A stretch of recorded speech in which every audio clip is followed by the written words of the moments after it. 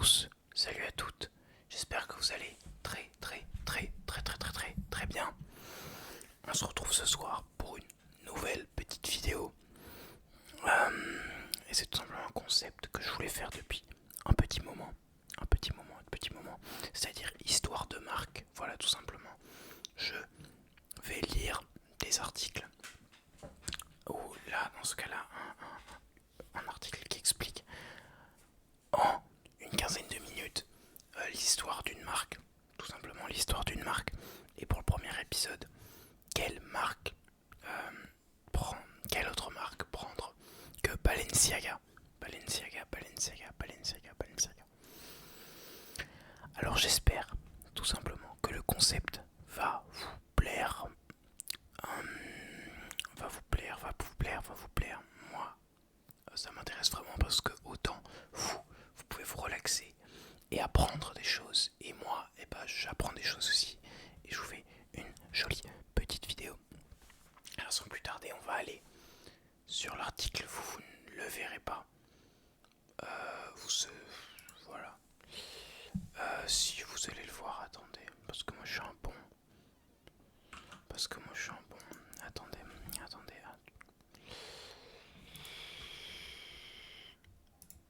Hop, vous êtes prêts? Euh... 8. Tuc.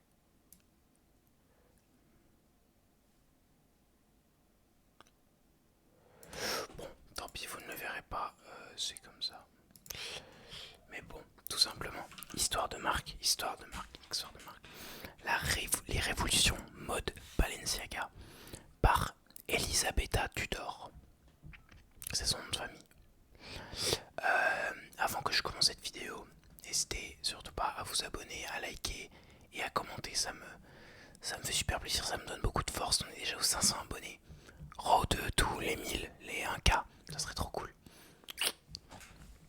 Sans plus tarder, silhouette libérée des carcans de la féminité esthétique et à contretemps renaissance perpétuelle en exil. La maison de Cristobal Balenciaga rime avec une mode qui est à l'image de la révolution.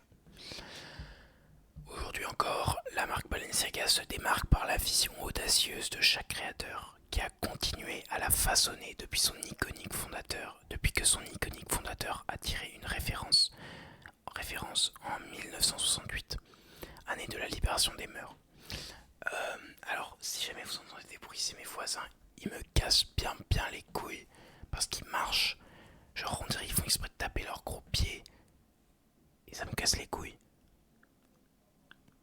Ils font trop de bruit, c'est trop. Mais bon, c'est pas grave, j'espère que vous les entendez pas.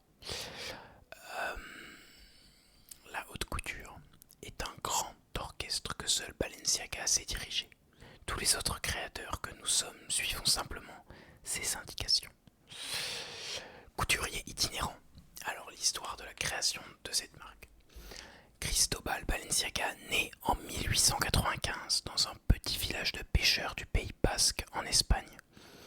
Sa mère, couturière de profession, lui donne le goût pour l'artisanat, tandis que son père, marin-pêcheur, lui inspire un certain penchant pour la rigueur, qui lui plus tard se traduira dans les silhouettes qu'il dessine pour les femmes. L'une des clientes de sa mère, la marquise de Casa Torres, devient son mentor, le forme au tailleur et l'envoie à Madrid pour suivre une formation en bonne et due forme. De retour au Pays Basque après la fin de ses études, il ouvre donc sa propre boutique à San Sébastien à 24 ans à peine. 24 ans, c'est jeune. En Espagne, le succès est rapidement au rendez-vous.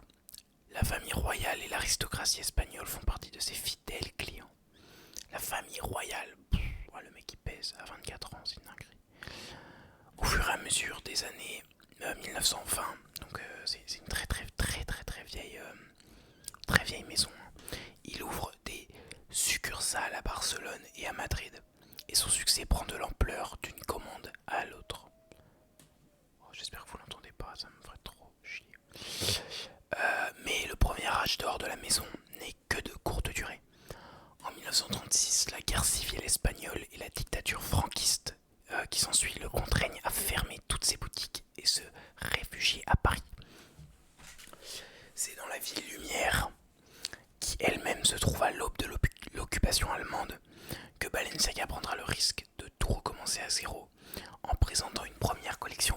voiture à sa future clientèle parisienne en 1937. La radicalité des nouveaux volumes. La haute couture est un grand orchestre, c'est ce que j'ai dit, que seul Balenciaga s'est dirigé. Tous les autres créateurs que nous sommes suivons simplement ses indications. Cette citation de Christian Dior, c'est Dior qui a dit ça, Christian Dior, témoigne du respect mutuel que les deux créateurs se vouaient, même si leur style s'oppose du tout au tout.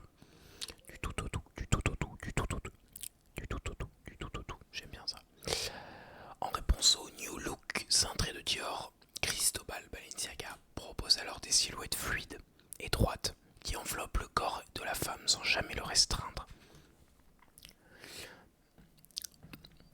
Pendant les années 1950, ces créations, qui jouent avec les codes des habits traditionnels espagnols, plaisent autant que ses grands classiques tels que son tailleur semi-ajusté et sa robe style empire, dont des actrices comme Maria Casares, Marlène Dietrich et Ingrid Bergman raffolent.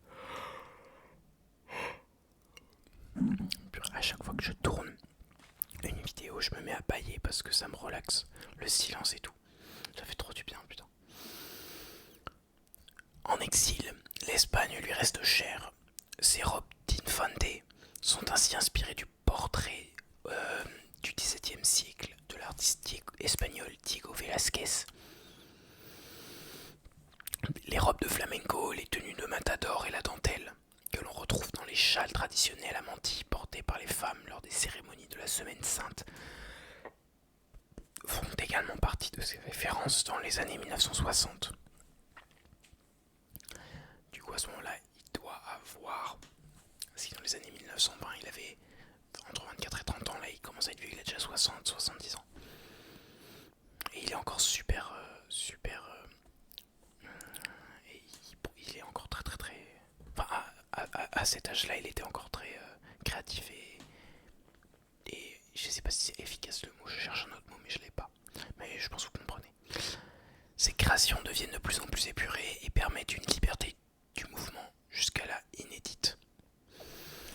Résolu à libérer le corps de la femme de l'emprise des corsets, les silhouettes de Balenciaga se font plus larges et architecturales, basées sur différents volumes tels que le cube, le cercle et le trapèze, ainsi que sur des influences provenant de l'Antiquité, dont les colonnes gréco-romaines qui inspirent son iconique robe tonneau. Ok, soit. Repenser la silhouette féminine du XXe siècle devient la raison d'être même du couturier, qui, en 1968, tire sa révérence après avoir travaillé en exil à Paris pendant 30 ans. 30 ans.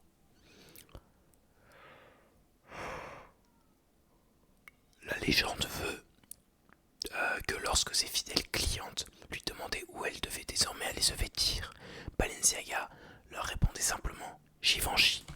Je suis désolé, mon téléphone n'est pas en silencieux.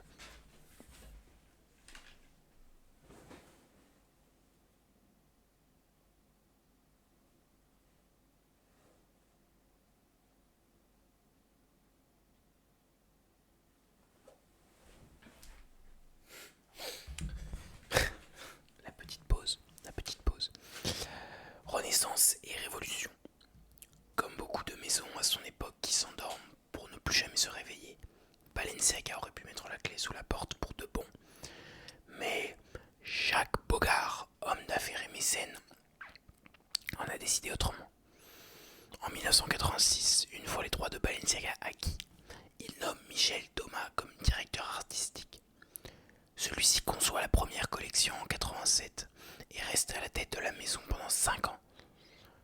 Face aux critiques mitigées, Goma est ensuite remplacé par Josephus Dimister en 1992, qui redonnera à Balenciaga sa place au soleil. 5 ans plus tard, Nicolas Ghesquière se trouve sous les projecteurs de l'industrie du luxe en devenant le nouveau directeur artistique de la marque, qui appartient désormais au groupe PPR, ancien groupe Kering. Pendant cette période, Balenciaga connaîtra son premier succès de longue date depuis sa renaissance et ce pendant 15 années consécutives. Ghesquière souffle un vent de rigueur et de futurisme sur la maison et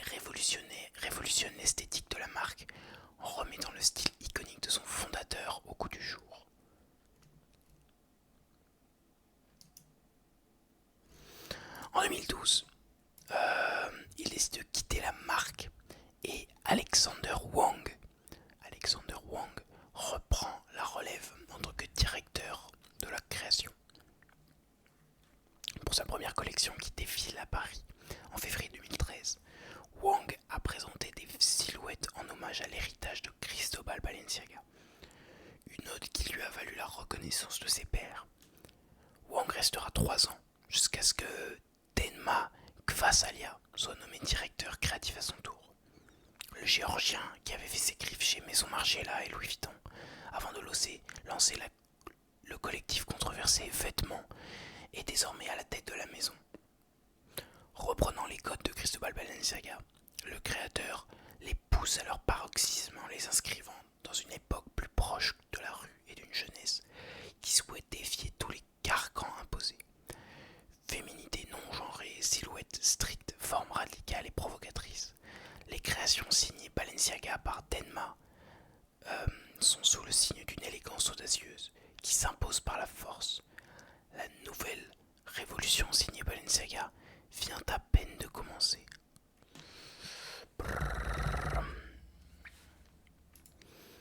Bon, alors, ce premier épisode était un peu rapide. Je pensais que j'allais le lire un peu plus lentement. Mais soit, j'en ferai d'autres. J'ai envie de parler d'autres marques, d'apprendre plein de choses sur d'autres marques. Et j'espère que ce petit format peut vous plaire. Voilà, je trouve que ça peut être super intéressant. Mais bon, j'espère quand même que ça vous a relaxé, Moi je vais aller me faire un graille parce que j'ai vraiment la dalle. J'espère que vous êtes en train de dormir. Si c'est pas le cas, n'hésitez pas à vous abonner, à me commenter, à me dire si jamais vous aimez ce concept. Voilà. Si jamais vous voulez d'autres concepts, voilà, je compte faire des vidéos débat, des vidéos soft spoken. Je vais en refaire. J'ai vu que vous avez beaucoup aimé mon soft spoken. Ça m'a fait trop plaisir. Donc voilà, sans plus tarder, je vais vous laisser aller dormir. Et n'hésitez pas à vous abonner, à liker, à commenter, à me dire ce que vous mangez ce soir. Voilà, j'ai envie de savoir. Qu'est-ce que vous mangez ce soir?